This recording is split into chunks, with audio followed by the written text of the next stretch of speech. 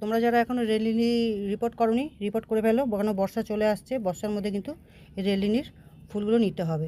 তো তার জন্য আমি মাটি নিয়েছি, এই যে 1 ভাগ মাটি, তার হাফ নিয়েছি এই যে গোবর সার, আর ঠিক 1 চামচ নিমখোল, এই হচ্ছে মিশিয়ে দিলাম। আর এইটা হচ্ছে আমার গেল বছরের আমার মাটি, তৈরি মাটি। তোমরা যারা নতুন মাটি নেবে তার 1 ভাগ যদি মাটি নাও, একদম নতুন মাটি নাও, তাহলে পরে 3 ভাগের 1 ভাগ বালি নেবে, বালি মিশিয়ে নেবে, আর নেবে তার 1 ভাগ নেবে গোবর সার। মাটিটাকে আমি মিক্স করে নিই, প্রত্যেকটা ভাল্ব এইভাবে মাটি থেকে ছাড়িয়ে নিতে হবে। কিছুটা মাটি আমি আলাদা করে নিলাম। এই মাটিটার মধ্যে আমি কিছুটা হাফ চামচ মতন সর্ষের খোল আমি দিয়ে দিলাম শিং চাচা হাফ চামচ, 1 চামচ বাদাম খোল, 1 চামচ হাড়কুচি, এটা আমি মিক্স করে রাখলাম। এটাও গাছের গোড়ায় দেবো। এরকম একটা টব নিয়ে নিয়েছি, আমার কাছে এই টব আছে, আমি এই টবেই দিচ্ছি, একটু ফ্ল্যাট টাইপের টবটা।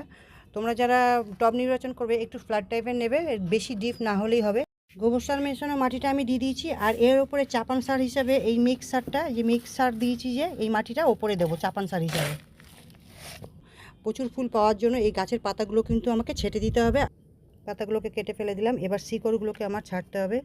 এই যে শিকড়গুলোকে আমার ঠিক এইভাবে, এক হাতে তো ওই জন্য একটু অসুবিধা হচ্ছে, ঠিক এইভাবে ছেটে ফেলে দেবো।